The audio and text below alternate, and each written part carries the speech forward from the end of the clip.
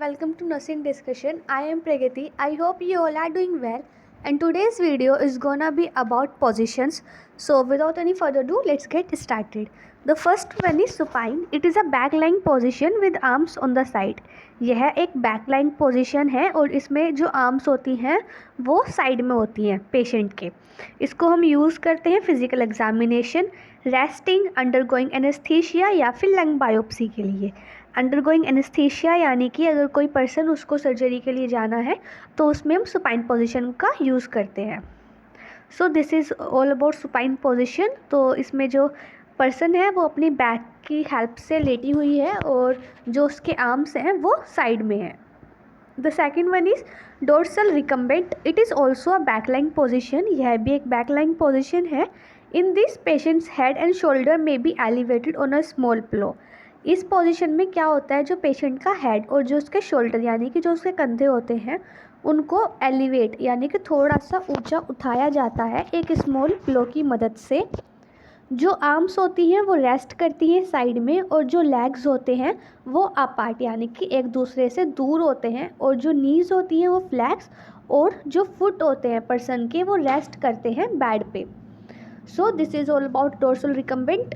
इसमें जो पर्सन है वो बैक लाइंग पोजिशन यानी कि बैक लाइंग पोजिशन में है और जो उसका हेड और जो शोल्डर हैं वो एलिवेटेड हैं स्मॉल पिलो की हेल्प से.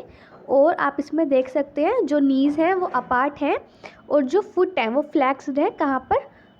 उसके बेड पे. इसको हम यूज़ करते हैं physical examination of abdominal and genital area के लिए. पेरिनियल केयर यानी कि इसमें इन्वॉल्व करता है washing the genital area and the rectal area जो होता है बॉडी का उसको उसकी वॉशिंग यानी कि उसकी सफाई करना. The third is PV examination यानी कि per vaginal examination. The third is prone position. इसमें क्या होता है, patient is lying on the abdomen. इसमें जो पेशेंट है वो अपनी एब्डोमेन की हेल्प से लाई करता है with head turn to one side. जो हेड होता है पर्सन का वो वन साइड टर्न होता है टू प्रमोट कंफर्ट प्रोवाइड करने के लिए. And pillow can be use under the head and a small pillow और a towel roll can be use under the abdomen. So this is prone position. इसमें क्या होता है, जो पर्सन है वो अपनी एब्डोमेन की हेल्प से जो है लेटा हुआ होता है और जो उसके क्या होता है एब्डोमेन के नीचे हम पिलो का यूज़ करते हैं या फिर कोई भी स्मॉल टावल जो टावल होता है उसका रोल बना के हम एब्डोमेन के नीचे प्लेस करते हैं जिससे कि पर्सन को कंफर्ट प्रोवाइड हो सके. इसको हम यूज़ करते हैं पोजीशन को टू प्रिवेंट एस्पिरेशन, जिससे जो पर्सन है वो एस्पिरेट ना करे उससे बचाने के लिए. रिकवरी पोजीशन आफ्टर एनेस्थीसिया के बाद हम रिकवरी पोजीशन देते हैं पर्सन को to relieve pressure on the back and coccyx यानी कि जो हमारी बैक है बैकबोन वहाँ पर प्रेशर को कम करने के लिए. रीनल बायोप्सी के लिए. न्यूरल ट्यूब डिफेक्ट यानी कि अगर किसी को भी न्यूरल ट्यूब डिफेक्ट है तो हम प्रोन पोजीशन देते हैं. या फिर position after spinal injury and haemorrhoidectomy यानी कि removal of haemorrhoids. The fourth one is lithotomy position. यह जो है एक लाइंग, इसमें जो पर्सन होता है वो लाई करता है on the back with legs flexed at hip and knee joint and legs are supported with legs rest and strap. So lithotomy position क्या होता है, यह है एक बैक जो पर्सन है वो अपनी बैक की हेल्प से लेटा होता है और इसमें जो लेग्स होते हैं वो फ्लैक्स होते हैं और जो उसके हिप होते हैं और जो नी जॉइंट हैं और जो लेग्स हैं वो सपोर्ट होते हैं किसकी मदद से, लेग रेस्ट एंड स्ट्रैप की हेल्प से. सो आप इस इमेज में देखिए लिथोटमी पोजीशन में क्या है, जो पर्सन है अपनी बैक की मदद से लेटा हुआ है और जो नी जॉइंट हैं और जो लेग्स हैं वो सपोर्टेड हैं किसकी हेल्प से. देखिए ये जो है ये हमारा रेस्ट स्ट्रैप है, इसकी हेल्प से जो नीज़ हैं वो क्या हैं, सपोर्टेड है. सो हम पेशेंट के जो है अंडर द हेड पिलो भी इसमें यूज़ कर सकते हैं जिससे कि पर्सन को कंफर्ट प्रोवाइड हो सके. और यह पोजीशन हम यूज़ करते हैं उनमें जो लेडीज़ चाइल्ड बर्थ देती हैं. पैल्विक गायनेकोलॉजिकल सर्जरी, जो गायनेकोलॉजिकल सर्जरी अगर किसी की पैल्विक सर्जरी होनी होती है उस केस में, या फिर ट्रांसरेट्रल रिसेक्शन ऑफ प्रोस्टेट यानी कि TURP। इसमें क्या होता है, ये सर्जरी होती है जिसमें जो यूरिनरी प्रॉब्लम होती है उनको ट्रीट किया जाता है, जो कि कॉज होती है जो प्रोस्टेट होता है उसके इनलार्ज्ड हो जाने से। So now the fifth one is Trendelenburg position. इसमें जो पेशेंट है वो लाई करता है on the back with arms on the side. In this position, bed is positioned in such a way that head of the bed is lower than foot of the patient and there is no flexion at the waist level. इसमें जो patient है वो lie करता है अपनी back पे और जो उसके आर्म्स होते हैं वो साइड में होती है। इस पोजीशन की जो खासियत है वह ये है कि जो बेड होता है उसको इस तरह से, मतलब उसको इस तरह से रखा जाता है कि जो हेड है बेड का वो लोअर यानी कि वो नीचे साइड की तरफ रहे और जो पैर है यानी कि जो फुट वाला एरिया है वो अपवर्ड साइड में हो। सो देखिए, दिस इज़ टेंडलबर्ग पोजीशन। इसमें जो पेशेंट है वो अपनी बैक की मदद से, जैसे कि आपको दिख रहा है, लेटा हुआ है और जो बेड है वो क्या है, यानी कि जो हेड वाला एरिया है उसको लोअर किया हुआ है फुट वाले एरिया से। नाउ द यूजेस, इस पोर्शन को हम यूज़ करते हैं शॉक पेशेंट में। हाइपोटेंसिव पेशेंट, हाइपोटेंसिव यानी कि लोअरिंग ब्लड प्रेशर, अगर किसी का ब्लड प्रेशर लो हो जाता है तो उस केस में हम इस पोर्शन का यूज़ करते हैं। Cord prolapse position, cord prolapse patient. Cord prolapse patient यानी कि यह एक सिचुएशन होती है जिसमें जो कॉर्ड होते हैं वो प्रोलैप्स हो जाती है जो अनबोर्न बेबी होते हैं उनमें, यानी कि जो बेबी है वो भी उसने बर्थ नहीं लिया है, उसका भी जन्म नहीं हुआ है। ड्यूरिंग द वेजाइना, मतलब जब वो डिसेंड होता है बर्थ कैनाल से तो वहाँ पर कॉर्ड प्रोलैप्स हो जाती है। तो उस केस में हम टेंडलबर्ग पोजीशन का यूज़ करते हैं, या फिर to shift abdominal organ upward during certain surgeries और in case of air embolism. Air embolism में क्या होता है कि जो ब्लड सप्लाई है उसमें ब्लॉकेज हो जाती है, जो कि कोई भी एयर बबल वगैरह के होने की वजह से। नाउ रिवर्स टेंडलबर्ग, यह जो है अपोजिट होती है टेंडलबर्ग के। टेंडलबर्ग पोजीशन में क्या कर रहे थे हम लोग, जो हेड था वो लोअर हो रहा था और रिवर्स यानी कि उसका उल्टा, इसमें जो हेड है वो एलिवेटेड होगा। So now its definition is, it is just opposite to Trendelenburg position. यह बिल्कुल उल्टी है टेंडलबर्ग पोजीशन के। In this position, head of the bed is elevated than the foot level with no flexion at the waist level.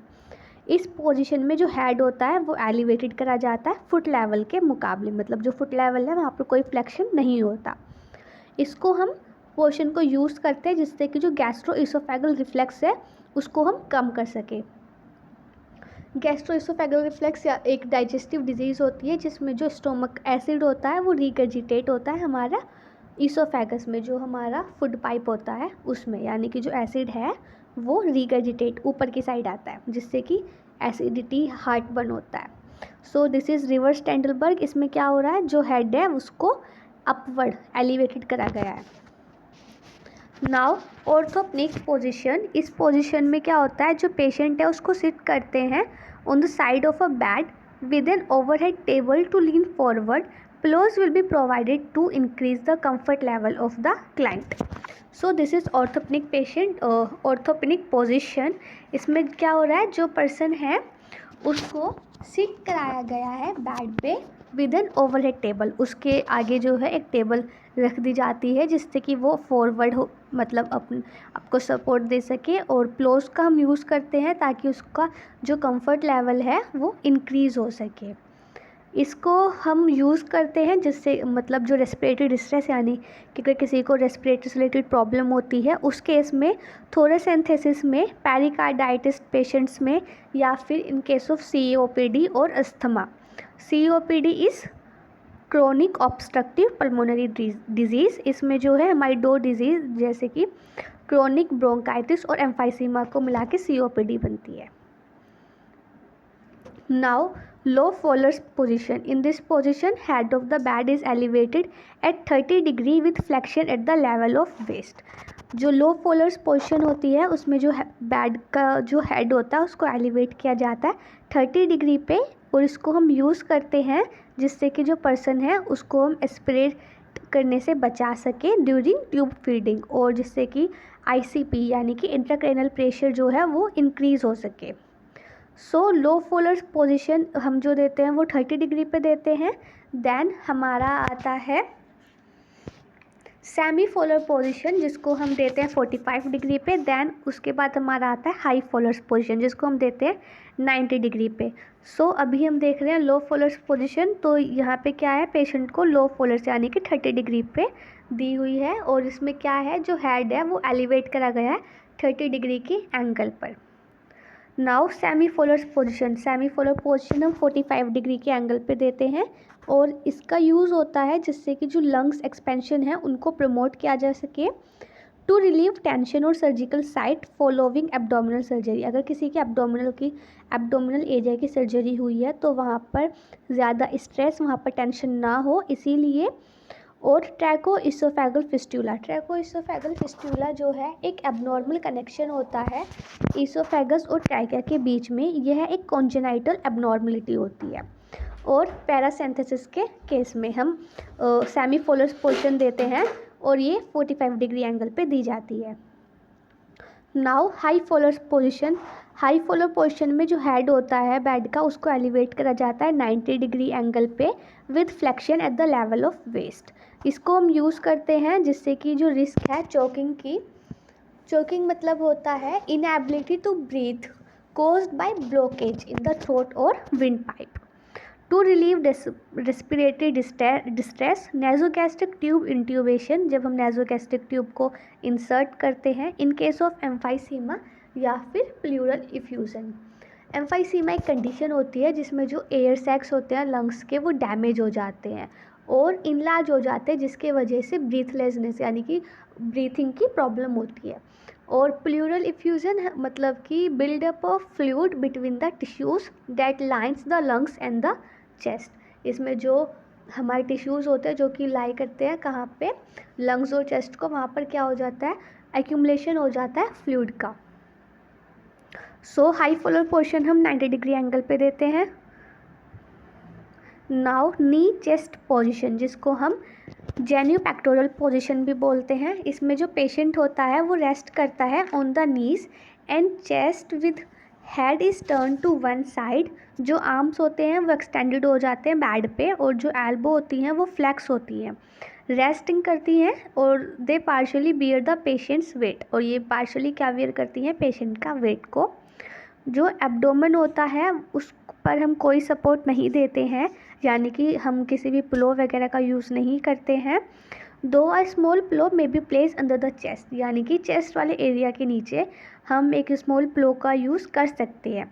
In this position severe hypotension can occur because of pulling of blood in the extremities, और इसे हम use करते हैं sigmoidoscopy या फिर lumbar लैमिनेक्टोमी। Sigmoidoscopy जो होता है एक टेस्ट होता है जिसमें हम देखते हैं जो हमारा रेक्टम और लोअर पार्ट होता है लार्ज इंटेस्टाइन का उसको। और लंबर लैमिनेक्टोमी एक सर्जरी है जिसमें जो सर्जन होते हैं वो रिमूव कर देते हैं जो वर्टिबल बोन होती हैं वहाँ के एरिया को। और ये बेसिकली जब होता है जब कोई हर्निएटेड डिस्क वगैरह पेशेंट को होती है। सो this is knee chest position जिसे हम गैनियोपेक्टोरल पोजीशन भी बोलते हैं। तो इसमें जो पेशेंट है वो रेस्ट कर रहा है अपनी नीज़ पे and chest with head is turn, और जो हेड है वो पर्सन का टर्न है वन साइड में यानी कि एक तरफ, और जो आर्म्स हैं वो आप देख सकते हैं एक्सटेंडेड हैं बेड पे, जो एल्बो हैं वो फ्लैक्स हैं और रेस्ट कर रही हैं। जो एब्डोमेन है वहाँ पर आप देख सकते हैं हम किसी भी पिलो वगैरह का यूज़ नहीं कर रहे हैं। और मतलब इन केस अगर पेशेंट को कंफर्ट प्रोवाइड नहीं हो रहा तो उसको कंफर्ट प्रोवाइड कराने के लिए हम चेस्ट वाले एरिया पे एक पिलो हम उसको दे सकते हैं to increase the comfort of the patient. और इस पोजीशन का जो मतलब साइड इफ़ेक्ट है वह यह है कि इसमें हाइपोटेंशन अकर्स हो सकता है पेशेंट को, बिकॉज इसमें जो ब्लड होता है वो एक्सट्रीमिटीज़ में पुल होता है, और इसे हम यूज़ करते हैं सिग्मोइडोस्कोपी या फिर लंबर लैमिनेक्टोमी में। So thank you, and if you like my channel and my video then please subscribe to it and hit that bell icon so that you can't miss any of my updates. Thank you.